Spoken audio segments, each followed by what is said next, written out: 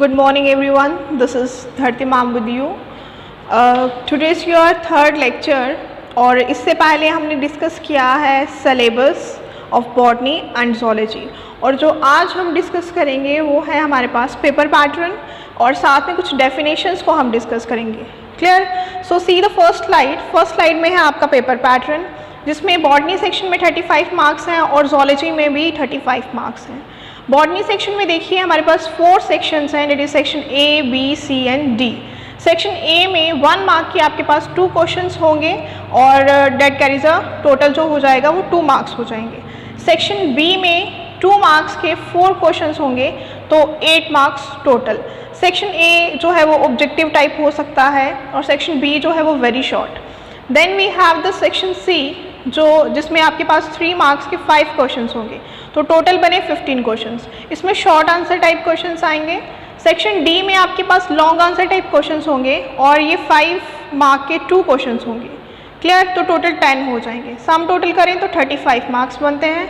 Similarly on the zoology section वहाँ पे भी 35 मार्क्स हैं, लेकिन जो नंबर ऑफ क्वेश्चन हैं वो वेरी कर सकते हैं सेक्शन बी और सी में. देखिए इसमें भी सेक्शन ए जो है उसमें 1 मार्क के 4 क्वेश्चंस हैं तो total 4 marks.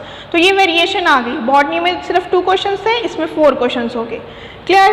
Then section B में देखिए 2 मार्क्स के 3 क्वेश्चंस हैं तो 6 मार्क्स बन जाएंगे. Again section A is for the objective type और multiple choice and section B is for very short. Section C में आपके पास हैं शॉर्ट आंसर टाइप जिसमें 3 मार्क के 5 क्वेश्चंस होंगे और ये 15 मार्क्स कैरी करता है. देन सेक्शन डी जिसमें लॉन्ग आंसर टाइप क्वेश्चंस हैं और इसमें भी 5 मार्क के 2 क्वेश्चंस हैं. ठीक है, और टोटल 10. सम करें तो 35 मार्क्स बनते हैं.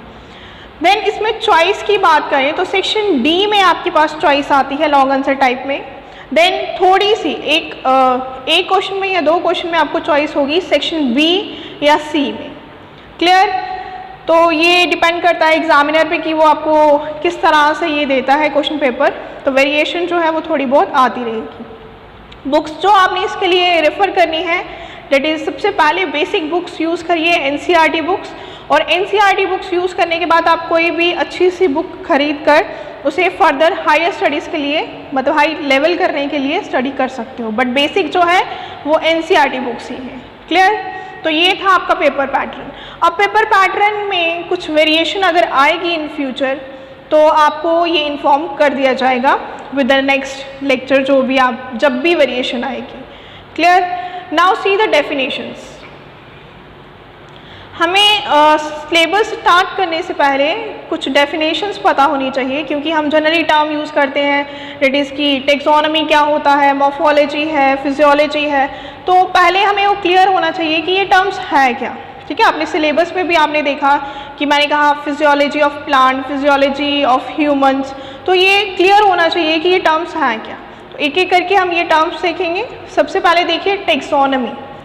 टेक्सोनॉमी में क्या होता है, ये एक ऐसी साइंस होती है जिसमें हम आइडेंटिफिकेशन, नॉमेनक्लेचर और क्लासिफिकेशन के बारे में पढ़ते हैं किसी भी ऑर्गेनिज्म के लिए. Clear? Again I am repeating, taxonomy एक ऐसी ब्रांच है जिसमें हम आइडेंटिफिकेशन, नॉमेनक्लेचर और क्लासिफिकेशन के बारे में पढ़ते हैं. Then we have the morphology.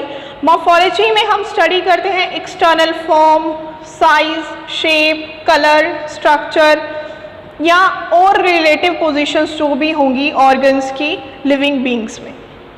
तो अगर हम अपीयरेंस की स्टडी कर रहे हैं, एक्सटर्नल फॉर्म की स्टडी कर रहे हैं तो किस में आएगी? मॉर्फोलॉजी में. नेक्स्ट है हमारे पास एनाटॉमी. एनाटॉमी एक ऐसी स्टडी है जिसमें हम इंटरनल स्ट्रक्चर के बारे में पढ़ते हैं.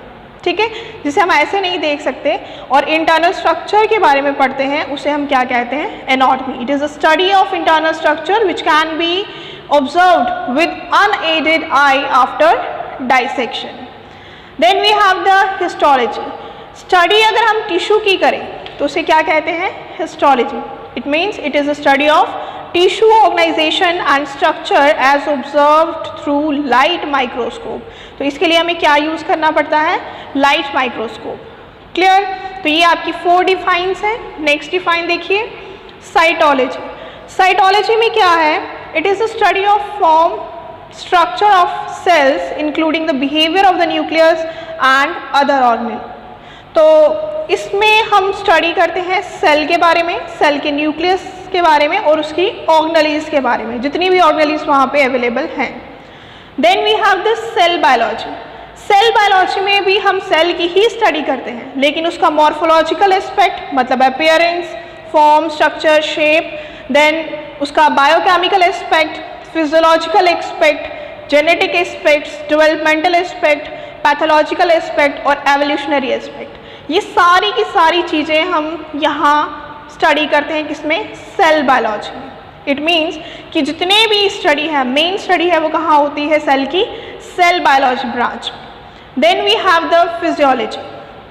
आपने ऊपर भी देखा सेल बायोलॉजी में भी हमने बोला फिजियोलॉजिकल एस्पेक्ट्स।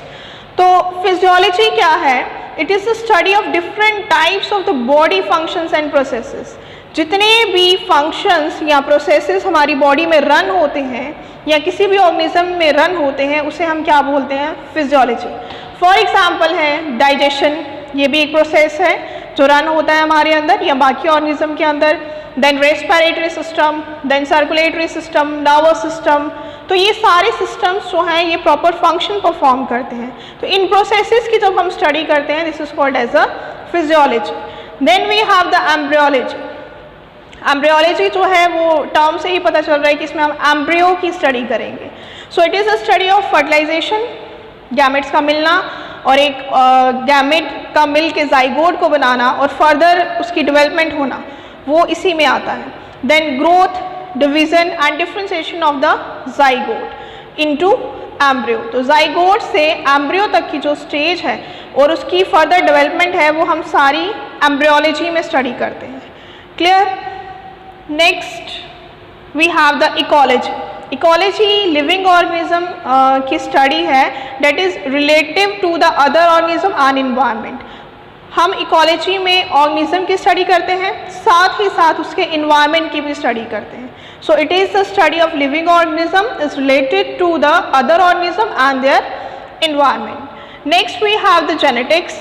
जेनेटिक्स में आप देखिए कि हम किसकी स्टडी कर रहे हैं, जेनेटिक ट्रेट्स की, करेक्टर्स की, वेरिएशंस की, जो मटेरियल ट्रांसफ़र हो रहा है उसकी।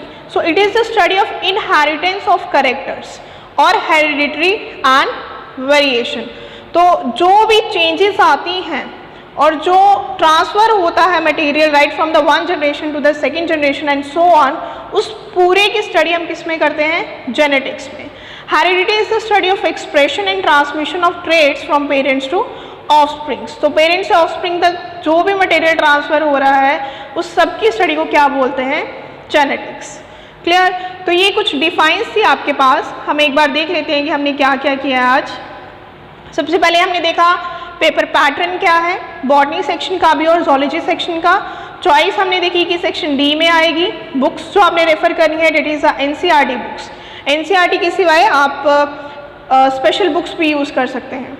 Then next we have the various branches of biology, जिसमें taxonomy, morphology, anatomy, histology, cell cytology, then cell biology, physiology, embryology, ecology and genetics. तो ये कुछ डिफाइंस हैं जो हमने अभी की हैं। So this is all for today and we will continue in the next lecture. Have a great day.